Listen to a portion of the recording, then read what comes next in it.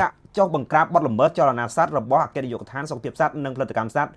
ដែលចុះចាប់រថយន្តមួយគ្រឿងដែលមានដឹកជ្រូករហូតដល់ 57 ក្បាលដែលធ្វើដំណើរចេញពីវៀតណាមចូលមកប្រទេសកម្ពុជាតាមរយៈច្រកនៅខេត្តត្បូងឃ្មុំដឹកមករាជធានីភ្នំពេញហើយតាមរយៈការឆ្លើយបំភ្លឺពីអ្នកដឹកជ្រូកបានបញ្ជាក់ថាអត់មានឯកសារអនុញ្ញាតអ្វីទាំងអស់ហ៊ានដល់ថ្នាក់ហ្នឹង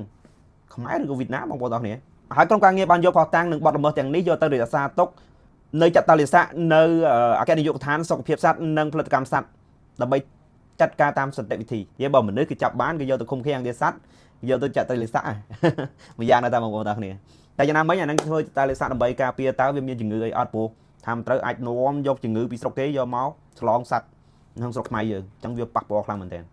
ហើយសម្រាប់បងប្អូនអរគ្នាយកឃើញយ៉ាងណាដែរគឺខមមិនក្រោម DCA ជាក្រុមហ៊ុននាំចូលដ្រូនកសិកម្ម DJI មកកាន់ទីផ្សារប្រទេសកម្ពុជាជាមួយចក្ខុវិស័យកសិកម្មសម័យទំនើបបងប្អូនអាចស្វែងរកជាវដ្រូនកសិកម្ម DJI ជាមួយនឹងក្រុមហ៊ុន DCA ឥឡូវនេះ